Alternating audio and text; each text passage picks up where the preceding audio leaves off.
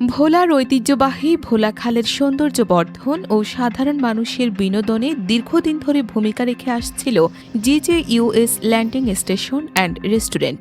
তবে গত কয়েকদিন ধরে সামাজিক যোগাযোগ মাধ্যম সহ বিভিন্ন মহলে এই প্রতিষ্ঠানটিকে ঘিরে ছড়ানো হচ্ছে নানা বিভ্রান্তিকর গুজব, যার কোনো ভিত্তি নেই বলে জানিয়েছেন সংশ্লিষ্টরা। সরকার যে ইকো একটা ফার দিতে আছে, সেখানে আমরা এটা নিয়ে যেতে আছি। বাস্তবতা হলো কোনো নেতিবাচক কারণে নয়, বরং প্রতিষ্ঠানটি তাদের নিজস্ব উদ্যোগে নির্মিত চরগাজী ইকো পার্কে রেস্টুরেন্টটি স্থানান্তর করছে। অথচ উদ্বোধনী অনুষ্ঠানে উপজেলা নির্বাহী কর্মকর্তা এবং পৌর প্রশাসক সহ বহু গণ্যমান্য ব্যক্তিবর্গ উপস্থিত থাকার পরও একটি মহল উদ্দেশ্য প্রণোদিতভাবে অপপ্রচারে লিপ্ত। মূলত দীর্ঘদিন ধরে এই রেস্টুরেন্টের কর্মীরা নিজস্ব দায়িত্বে ভোলাখালের এই অংশটি নিয়মিত পরিষ্কার পরিচ্ছন্ন রাখতেন, যার ফলে সদর হাসপাতালের মেডিকেল বজ্র এবং শহরের অন্যান্য আবর্জনা জমে খালটি পুরোপুরি নোংরা হওয়ার সুযোগ পেত না। স্থানীয় পথচারীরা বলেন, রেস্টুরেন্টটা থাকায় এই জায়গাটা সবসময় পরিষ্কার পরিচ্ছন্ন থাকত, আমরা শান্তিতে বসতে পারতাম। এখন এটা চলে গেলে এই ময়লা পরিষ্কার করবে কে? হাসপাতাল আর বাজারের বজ্রে তো খাল আবার ভরাট হয়ে যাবে। এটা নিয়ে যারা গুজব ছড়াচ্ছে তারা ঠিক করছে না। নিরাপত্তা ছিল, খালটা পরিষ্কার ছিল, এই জায়গায় সবসময় লাইট জ্বলতো, একটা জায়গার পরিবেশ ভালো ছিল।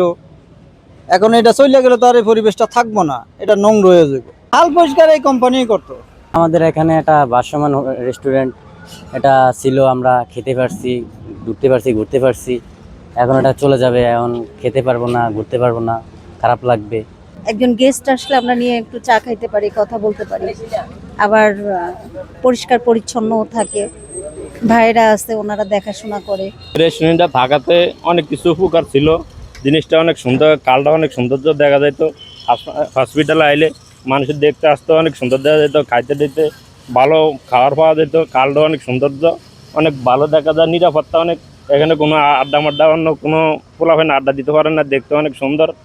এখন এটা যাওয়াতে দেখা গেছে যাইলে ময়লা আবর্জনা এক জায়গায় থাকবো, আর এটা থাকাতে অনেক ময়লা টালে অনেক পরিষ্কার ছিল, অনেক সৌন্দর্য অনেক ভালো ছিল।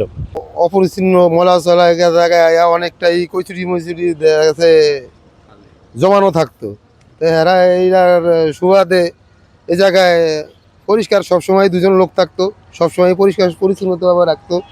এখন তো আবার আগের মতো গরু মারা কুত্তা মারা আবারও বাসা জমে জায়গায় থাকবো। রেস্টুরেন্ট থাকাকালীন সবসময় খাল একদম পরিষ্কার থাকতো, এই জায়গায় কোনো সমস্যা হতো না। এই জায়গা থেকে নেওয়া ঠিক হইতেছে না, মনে হইতেছে যে সবসময় রেস্টুরেন্টে থাকাকালীন খাল পরিষ্কার থাকতো, পরিচ্ছন্ন থাকতো। এখন যদি রেস্টুরেন্টে চলে যায় তাহলে তো খাল পরিষ্কার করবে, ডুবাতে বড় থাকবে। রেস্টুরেন্টটি স্থানান্তর হওয়ার পর এখন বড় প্রশ্ন হয়ে দাঁড়িয়েছে, এই খালের পরিচ্ছন্নতার দায়িত্ব কে নেবে? স্থানীয়দের আশঙ্কা, নিয়মিত তদারকি ও পরিচ্ছন্নতা কার্যক্রম না থাকলে আবারও সদর হাসপাতালের ক্ষতিকর মেডিকেল বজ্র ও শহরের ময়লা আবর্জনায় ভরে উঠবে প্রাণবন্ত এই খালটি। এতে শুধু খালের পানির স্বাভাবিক প্রবাহই ব্যাহত হবে না, মারাত্মক নেতিবাচক প্রভাব পড়বে পুরো শহরের পরিবেশ ও জনস্বাস্থ্যের ওপর। অপপ্রচার ও গুজব এড়িয়ে ভোলা খালের চিরচেনা রূপ ধরে রাখতে এবং শহরের পরিবেশ রক্ষায় ঐক্যবদ্ধ উদ্যোগ এখন সময়ের দাবি, এমনটাই মনে করছেন ভোলার সচেতন মহল।